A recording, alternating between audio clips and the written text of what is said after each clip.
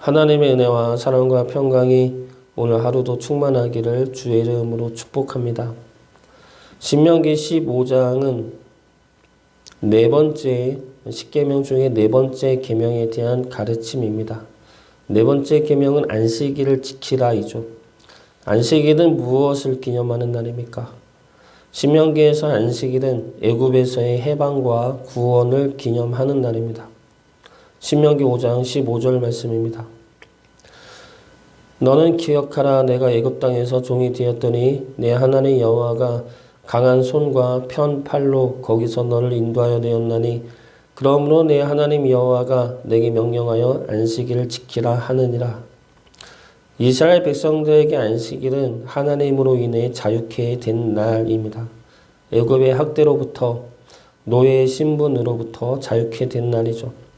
그 자유를 허락하신 하나님의 손을 기억함으로 하나님 안에서 참된 안식을 누리는 날이 이 안식일입니다. 이 안식일의 정신으로 이어진 말씀이 오늘 말씀이죠.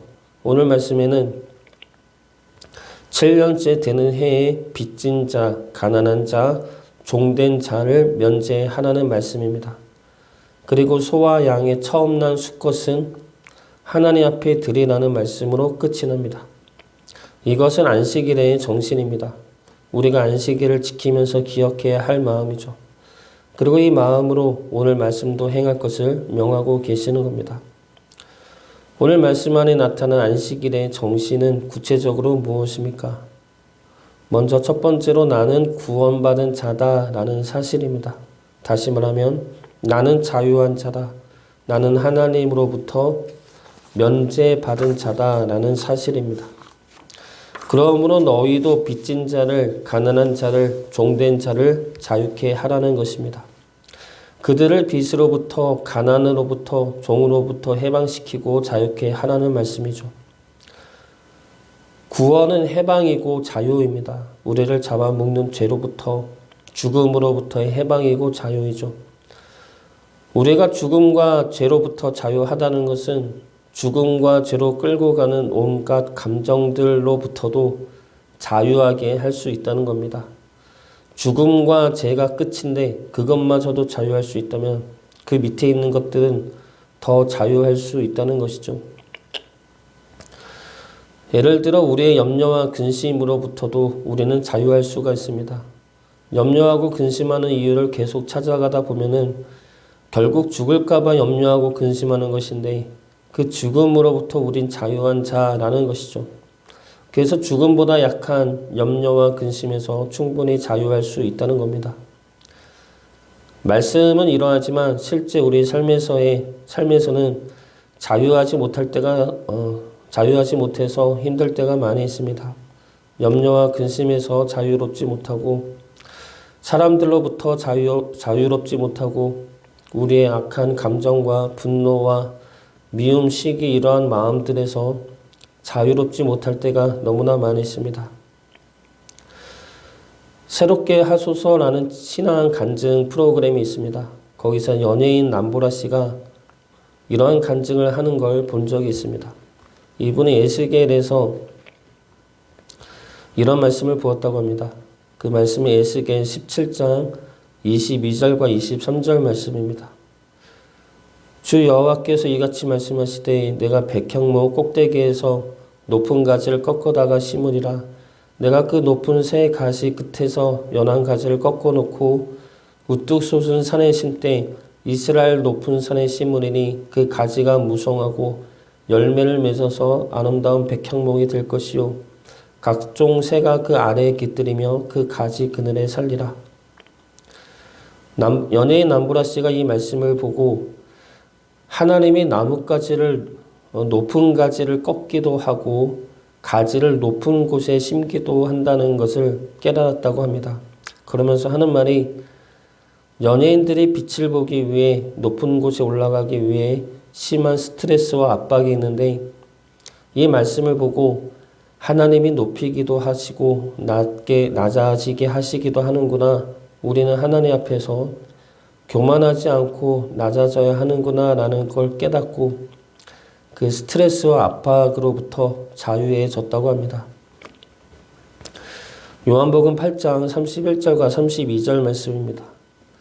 그러므로 예수께서 자기를 믿은 유대인들에게 이르시되 너희가 내 말에 거하면 참으로 내 제자가 되고 진리를 알지니 진리가 너희를 자유롭게 하리라. 주님은 우리를 자유롭게 하셨습니다. 죽음으로부터 그리고 죽음에 이르게 하는 여러 마음들로부터 불안감으로부터 염려와 근심, 걱정으로부터 자유케 하십니다. 그 자유를 누리시기 바랍니다. 우리를 올가매는 모든 것들로부터 자유함을 얻으시길 주의 이름으로 축복합니다.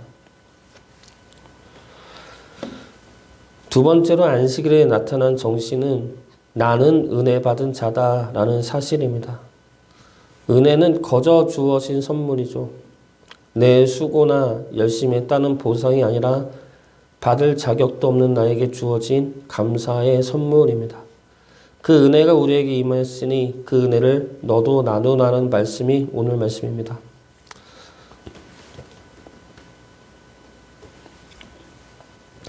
빚진 자에게 7년째 면제를 하라는 것은 은혜를 베풀라는 말씀이죠. 가난한 자에게도 내 손을 움켜쥐지 말고 펴서 넉넉히 구워주라 말씀하십니다. 7절과 8절 말씀 보겠습니다. 내 하나님 여호와께서 내게 주신 땅 어느 성읍에서든지 가난한 형제가 너와 함께 거주하거든 그 가난한 형제에게 내 마음을 완악하게 하지 말며 내 손을 움켜쥐지 말고 반드시 내 손을 그에게 펴서 그에게 필요한 대로 쓸 것을 넉넉히 구워주라. 종에게도 자유롭게 할 때에 빈손으로 가게 하지 말고 후히 주어 보내게 합니다. 13절과 14절 말씀 보겠습니다. 그를 놓아 자유하게 할 때에는 빈손으로 가게 하지 말고 내 양 무리 중에서와 타작마당에서와 포도주 틀에서 그에게 후히 줄지니 곧 내 하나님 여호와께서 내게 복을 주신 대로 그에게 줄지니라. 하나님은 빚진 자와 가난한 자와 종을 자유하게 할 때에 그냥 자유를 주지 말고 은혜를 베풀어 보내라 말씀하십니다. 그런데 은혜를 베풀기가 쉽지가 않죠. 은혜를 베풀기를 어렵게 하는 이유가 크게 두 가지가 있습니다. 첫 번째 이유는 은혜 베풀 만한 자가 아니기 때문이죠. 은혜를 베풀고 싶다가도 그 자를 보면은 은혜를 베풀고 싶은 마음이 사라집니다. 빚진 자나 가난한 자나 종에게 은혜를 베풀 때 그들이 정말 좋아서 은혜를 베풀 수 있지만 그렇지 않은 자가 더 많습니다. 빚졌는데도 불구하고 당당하다거나 빚 갚을 생각이 없다거나 가난한데 게으르거나 종인데 요롱만 피운다거나 그러면 그런 자들에게 은혜를 어떻게 베풀 수가 있겠습니까? 지금 우리에게도 은혜를 베풀며 살아야지 생각하면서도 저 사람은 아니다라는 생각이 들지는 않습니까? 내가 왜 저 사람에게 은혜를 베풀어야 돼? 라는 생각이 들 때가 있다는 것이죠. 그런 사람에게 어떻게 은혜를 베풀 수가 있겠습니까? 은혜는 그 사람을 보고 하는 것이 아닙니다. 은혜는 하나님한테 받은 은혜를 나누는 것이죠. 그 사람을 보면은 은혜를 나누고 싶은 마음이 없을지라도 내가 이미 그러한 은혜를 받은 자라는 것을 우리가 기억을 해야 할 것입니다. 은혜 받을 자격이 없는 나를 하나님이 먼저 택하시고 사랑하시고 큰 은혜를 부어 주셨습니다. 그래서 은혜를 나누는 것이죠. 그 사람이 아니라 하나님이 나에게 먼저 주셨기 때문입니다. 은혜를 베풀기 어렵게 하는 두 번째 이유는 은혜가 헛된 낭비나 손해로 이어질지도 모르는 불안과 염려 때문입니다. 저 사람한테 아무리 잘해줘도 나만 손해보는 것이 아니냐, 나만 피해보는 것이 이런 생각들이 우리의 손을 인색하게 할 때가 있다는 겁니다. 그런 우리 마음을 아셔서 오늘 말씀에서 하나님은 계속해서 은혜를 베풀면 내가 그 이상의 은혜를 부어줄 것이다 약속하십니다. 내가 구워줄지라도 너는 꾸지 않게 하겠다. 내가 하는 모든 일과 내 손이 닿는 모든 일에 내게 복을 줄 것이다. 내 범사에 내게 복을 줄 것이다. 이러한 약속을 각 단락마다 말씀하십니다. 내가 은혜를 베풀면 내가 그 이상으로 채워주겠다. 그러니 나를 보고 은혜를 베풀라는 말씀이죠. 우리의 선행과 수고와 헌신은 헛된 낭비가 아닙니다. 하나님이 보고 계시죠. 그래서 우리의 그 모든 수고에 대한 축복을 하나님이 준비해 놓고 계십니다. 그 축복을 누릴 수 있기를 바랍니다. 하나님한테 받은 은혜를 서로 나눔으로 더 큰 은혜를 누리는 주의 자녀 되시기를 주의 이름으로 축복합니다. 마지막 세 번째로 안식일에 담긴 정신은 나는 하나님의 구별된 자녀다라는 사실입니다. 하나님은 처음 난 수것을 구별하여 하나님께 드리라 말씀하십니다. 이것은 처음 난 것은 하나님의 것이다라는 것을 알게 하시는 말씀이죠. 이 처음 난 것, 이스라엘이 바로 그러한 자들입니다. 하나님께 드려진 자, 하나님의 백성으로 구별된 자. 그런데 이것이 이스라엘만 하나님의 백성이다가 아니죠. 이스라엘은 제사장 나라로 부름받은 나라입니다. 이들이 하나님 앞에 구별된 백성으로 바로 설 때 이 날을 통해 세계 만민이 하나님의 백성들로 서게 하는 것이 하나님의 뜻이었습니다. 그러나 이스라엘은 실패했죠. 그래서 예수님이 오셔서 우리를 하나님의 구별된 백성으로 하나님의 자녀로 다시 세우셨습니다. 우리가 하나님의 백성이 되었다는 건 역시 이스라엘과 마찬가지입니다. 우리만 하나님의 구원받은 백성이 된 것이 아닙니다. 하나님은 우리를 통해 모든 민족을 하나님의 자녀로 세우시기를 원하십니다. 그래서 우리를 부르시고 우리를 제사장으로 세우신 것입니다. 그러므로 우리가 할 일은 구원받은 것에 만족하며 사는 것이 아니라 우리를 통해 하나님의 구원이 흘러갈 수 있도록 살아가야 한다는 것입니다. 그래서 우리는 하나님의 백성답게 살아야 한다는 것이죠. 이 세상과 구별되어서 하나님의 거룩을 닮아 거룩한 자로 살아가야 합니다. 그렇게 될 때 우리를 통한 하나님의 약속이 우리 삶에 나타나게 되고 우리 삶이 곧 하나님의 살아 역사하심의 증거가 될 것입니다.